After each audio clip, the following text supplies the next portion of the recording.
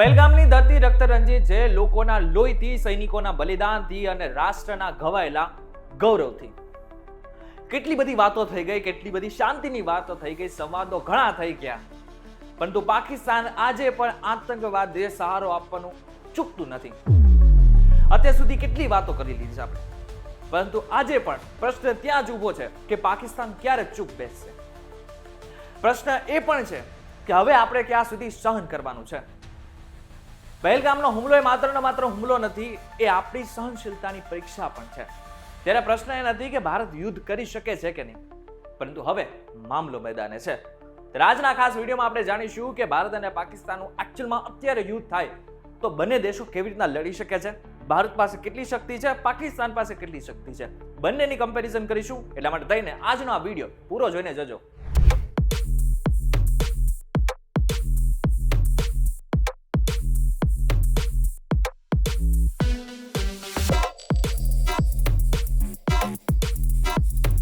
નમસ્કાર and welcome back folks VTV digital ઉપર તમે જોઈ રહ્યા છો ડેઈલી ડોઝ અને હું છું આપનો દોસ્ત કરણ ચડોતરા. વર્ષોથી ભારતે સંયમ દાખવ્યું છે. 2001 થી એટલે કે 2001ના સંસદ ભવનના હુમલાથી લઈને 2019ના પુલવામા અટેક સુધી ભારતે ઘણો સંયમ રાખ્યો છે. એર સ્ટ્રાઇક, સર્જિકલ સ્ટ્રાઇક અને આની સતત રાજદ્વારી દબાણ દ્વારા પણ આપણે પાકિસ્તાનને સમજાવવાની ઘણી કોશિશ કરી છે, પરંતુ પહેલગામ હુમલા બાદ લાગી રહ્યું છે કે પાકિસ્તાનની નીતિ હજુ સુધી બદલાઈ નથી. હજુ પણ પાકિસ્તાન આતંકવાદને સહારો આપી રહ્યો છે અને આવા એક બે નહીં પરંતુ હજારો ઉદાહરણ છે. એટલે કે અત્યાર સુધી આપણી ઉપર જેટલા પણ હુમલાઓ થયા, જેટલા પણ આતંકવાદી હુમલાઓ થયા, એની પાછળ પાકિસ્તાનનો હાથ છે ને છે. એમાં હું ને તમે નકારી નથી શકવાના. હવે પ્રશ્ન થાય છે કે શું આવા દેશ સાથે, એક એવો દેશ કે જે આતંકવાદને પનાહ આપે છે, એવા દેશ સાથે હવે શું આપણે વાતચીતથી ઉકેલ મેળવવો જોઈએ? હવે આપણે વાત કરીએ કે ભારતની તાકાત એકચ્યુઅલમાં કેટલી છે. ભારત વિશ્વની સૌથી મોટી ચોથા નંબરની લશ્કરી શક્તિ છે. ભારત પાસે અત્યારે પણ 14 લાખ એક્ટિવ સૈનિકો છે અને એની સાથે સાથે 11 લાખથી પણ વધારે રિઝર્વ સૈનિકો છે. અને તમને ખબર છે કે આપણું ડિફેન્સ બજેટ કેટલું છે? $81 બિલિયન છે. ભારત પાસે સુખોઈ 30 MKI, રાફેલ્સ અને S-400 એર ડિફેન્સ સિસ્ટમ જેવી મોડર્ન ટેકનોલોજી છે.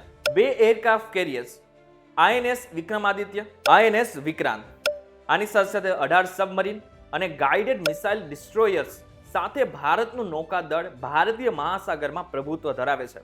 આની સાથે સાથે DRDOના ડ્રોન્સ અને ઇસરોની આપણી સેટેલાઇટ જે તાકાત છે, એને લીધે પણ આપણે યુદ્ધમાં એટલા તો સક્ષમ છીએ જ કે આપણે નાના મોટા દેશોને આરામથી પાડી પણ શકીએ છીએ. હવે આપણે વાત કરીએ કે જે બહુ ફડફડે છે. હવે આપણે એવા દેશ વિશે વાત કરીએ કે જે એમ કહે છે કે અમે ભારત જેવા દેશ સાથે લડી પણ શકીએ છીએ અને ભારતને હરાવી પણ શકીએ છીએ, એટલે કે પાકિસ્તાન. આપણે પાકિસ્તાનની તાકાત કેટલી છે એના વિશે વાત કરીએ. પાકિસ્તાન પાસે 6 લાખ એક્ટિવ સૈનિકો છે અને લગભગ 3 થી 5 લાખ રિઝર્વ લશ્કરી સૈનિક છે. જ્યાં આપણી પાસે એટલે કે ભારત પાસે $80 બિલિયન બજેટ છે ડિફેન્સ માટે, ત્યારે પાકિસ્તાન પાસે માત્ર $10 બિલિયન જ ડિફેન્સ બજેટ છે. એટલે સમજી શકાય છે કે બંનેમાં કેટલો મોટો ડિફરન્સ છે. પાકિસ્તાન પાસે F-17 થંડર અને જૂના F-16 છે. પાકિસ્તાનના નૌકાદળ જેમાં કોઈ પ્રકારનું એરક્રાફ્ટ કેરિયર નથી અને ફક્ત 8 સબમરીન છે. આમ તો એને ચીનનો ટેકો હોય છે, પરંતુ આ વખતે પણ ચીને ભારતનો ક્યાંક ને ક્યાંક ઇનડાયરેક્ટલી સાથ આપેલો છે. ચીને પણ કહેલું છે કે આતંકવાદની ભારતમાં શું આખી દુનિયામાં ક્યાંય જરૂર નથી. હવે આગળના સમયમાં તમને સમજાય તો એ તો કહ્યું હશે કે ભારત અને પાકિસ્તાન બંનેની પાસે કેવી રીતના સૈન્ય, નૌકાદળ અને એરક્રાફ્ટને લઈને જેટલી પણ બધી વ્યવસ્થા છે એ બંનેમાં કેટલી છે. હવે એક પ્રશ્ન થતો હશે કે પાકિસ્તાન પાસે પરમાણુ હથિયાર કેટલા છે? પરમાણુ હથિયારની વાત કરીએ ને, ભારત પાસે 160 થી 170 અને પાકિસ્તાન પાસે 170 થી 180 પરમાણુ હથિયાર છે. ભારત કરતા પાકિસ્તાન પાસે પરમાણુ હથિયાર વધારે છે. પરમાણુ હથિયાર વધારે હોવાથી કોઈ દેશ તાકાતવાળો થાય છે એવું નથી હોતું. પાકિસ્તાન પાસે નો ડાઉટ આપણા કરતા વધારે પરમાણુ હથિયાર છે, પરંતુ એના મેન્ટેનન્સની દ્રષ્ટિએ જોઈએ ને તો માત્ર કેટલાક જ એવા હથિયારો છે, પરમાણુ હથિયારો છે કે જે એકચ્યુઅલમાં એક્ટિવ છે, કારણ કે એના માટે મેન્ટેનન્સ માટે પણ ઘણો બધો ખર્ચો થતો હોય છે. હવે પાકિસ્તાન છે ભૂખમરામાં, એ પોતાની રીતે પણ સક્ષમ નથી કે પરમાણુ હથિયારો એને મેન્ટેન કરી શકે. અને બીજી બાજુ ભારત પાસે પૂરતી એવી તાકાત છે, પૂરતું એવું બજેટ પણ છે કે જે દ્વારા તેઓ પરમાણુ હથિયારો જેટલા પણ છે એને મેન્ટેન રાખી શકે. ભારત પાસે શ્રેષ્ઠ એર ડિફેન્સ અને બેલિસ્ટિક મિસાઇલ ડિફેન્સ સિસ્ટમ છે.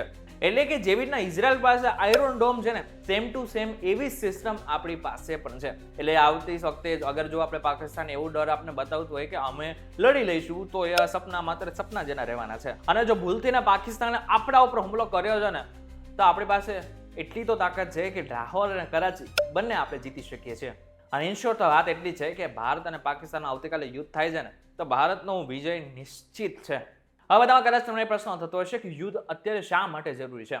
કારણ કે ઘણા બધા લોકોને ડર હશે કે યુદ્ધ થશે તો ઘણા બધા લોકોનું મોત થશે, ઘણા બધી તકલીફો પડશે, આર્થિક રીતે પણ આપણો દેશ પાછળ જતો રહેશે. પરંતુ રાજદ્વારી દ્વારા અલગ અલગ રીતે આપણે પાકિસ્તાનને સમજાવવાની ઘણી કોશિશ કરેલી છે, પરંતુ પાકિસ્તાન સમજવાની કોશિશ કરતું પણ નથી અને સમજતું પણ નથી. હવે આવા સમયે આપણે આપણા દેશને જો બચાવવું હોય તો આવા નાના મોટા પગલાં ભરવા પડશે. જો કે આ બધી જ વસ્તુ તો ડિફેન્સ ઉપર નિર્ભર કરે છે, આપણા સરકાર ઉપર નિર્ભર કરે છે. પરંતુ આપણે એક વસ્તુ ચોક્કસ એ કરી શકીએ કે આપણું સરકાર જે પણ કઈ નિર્ણય લે એને આપણે સપોર્ટ જરૂરથી કરી શકીએ છીએ. ગઈકાલે જે સર્વદલીય મીટિંગ મળી એમાં પણ વિપક્ષે પણ કહ્યું છે કે અમે સરકારની સાથે છીએ, એટલે કે સરકાર જે પણ કઈ નિર્ણય લેશે એમાં અમે પૂરતો સહયોગ કરીશું. હવે જો વિપક્ષ સરકારને સાથ આપી શકે છે ને, તો આપણે સામાન્ય નાગરિક તરીકે તો સરકારને આ બાબતે તો સાથ આપી શકીએ. તમે કઈ પાર્ટી સાથે જોડાયેલા છો, તમે કઈ પાર્ટીને મહત્વ આપો છો, એ બધી જ વસ્તુ અત્યારે આ સમયે અલગ છે. અત્યારે માત્ર એક જ વસ્તુ છે અને એ છે ભારતની રક્ષા. અત્યારે એક જ વસ્તુ છે, એ છે ભારતની સુરક્ષા. અત્યાર સુધી પાકિસ્તાને આપણા કેટલાય નિર્દોષોને મોતને ઘાટ ઉતારી નાખ્યા છે. આપણે કેટલા એવા સૈનિકો છે કે જે આપણે ગુમાવ્યા છે. કોના કારણે? માત્ર ને માત્ર પાકિસ્તાનના કારણે. પાકિસ્તાનમાં એટલું હદબારે આતંકવાદ છે કે હવે તો જમ્મુ કાશ્મીરના લોકો પણ બહાર આવી રહ્યા છે. તમને જણાવી દો કે 35 વર્ષમાં પહેલી વખત બન્યું છે કે જ્યારે જમ્મુ કાશ્મીરના લોકો પોતે બહાર આવ્યા છે અને પાકિસ્તાન સામે ઉભા રહ્યા છે.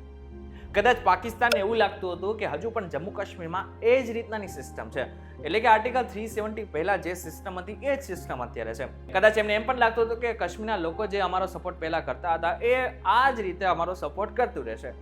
પણ કદાચ એમને નહીં ખબર હોય કે કાશ્મીરના લોકોને પણ હવે ખબર પડી ગઈ છે કે ભારત સાથે રહેવામાં જ ટોટલી ફાયદો છે. આજે કાશ્મીરના લોકો પણ કહી રહ્યા છે કે પાકિસ્તાનને એવો સબક શીખવાડવો જોઈએ કે જે એને જિંદગીભર યાદ રહે. ના માત્ર જમ્મુ કાશ્મીરના લોકો, પરંતુ અલગ અલગ વિરોધ પક્ષના લોકો જે મુસ્લિમ પાર્ટીમાંથી આવી શકે છે અને અલગ અલગ જગ્યાએમાંથી આવે છે, એ લોકોનું પણ એ જ સૂરમાં કહેવું છે કે હવે પાકિસ્તાનને ખબર પડવી જોઈએ કે ભારત શું ચીજ છે, ભારત કયો દેશ છે કે જે પાકિસ્તાન ઉખાડીને ફેંકી શકે છે. ઇન શોર્ટ વાત એટલી છે કે હવે કોઈ પણ ભોગે કંઈ પણ થાય, આપણે સરકારનો અને આ દેશનો સપોર્ટ જરૂરથી કરશું, જેનાથી આપણે આવતીકાલે જો કોઈ પણ પરિસ્થિતિ સર્જાય ને તો આપણે ભારતની રક્ષા કરી શકીએ, ભારતની સુરક્ષા પહેલે સ્થાને હોય. હવે આપણે શું કરવાનું છે? હવે આપણે એક જ વસ્તુ કરવાની છે, આ વિડીયોને મેક્સિમમ લોકો સુધી પહોંચાડી દેવાનો છે. બની શકે તો પાકિસ્તાનના લોકો સુધી પણ પહોંચાડી દેજો. અગર કોઈ રહેતું હોય, અગર એને ગુજરાતી સમજવા આવતું હોય તો ચોક્કસ એને આ વિડીયો પહોંચાડી દેજો, જેને એમ પણ ખબર પડે કે આપણી પાસે કેટલી તાકાત છે અને એમ વિચારતા હોય કે અમે કંઈ પણ કરી શકીએ તો ખાલી સપના જ રહેવાના છે. આ વિડીયો માત્ર અમે લાઈક કે શેર અથવા તો કોમેન્ટ્સ મેળવવા માટે નથી બનાવેલો. આ વિડીયો અમે એટલા માટે બનાવેલ છે કે વિડીયોથી તમને જ્ઞાન મળે, તમને ખબર પડે કે આપણો દેશ કેટલો મહાન છે અને આવતીકાલે જો યુદ્ધ થાય તો આપણે ક્યાં ઊભા રહી શકીએ છીએ. એક જ વસ્તુ કરવાની છે, આ વિડીયોને મેક્સિમમ લોકો સુધી શેર કરી નાખજો. ઈચ્છા પડે તો લાઈક કરજો અને ઈચ્છા પડે તો સબસ્ક્રાઇબનું નીચે બટન છે એને પણ દબાવી નાખજો, જેથી આવા વિડીયોઝ અમે તમારા સુધી ચોક્કસથી પહોંચાડતી રહીએ. ફરીથી મળીશું નવા વિડીયો સાથે, નવા કોન્સેપ્ટ સાથે. ત્યાં સુધી મને રજા આપો. નમસ્કાર.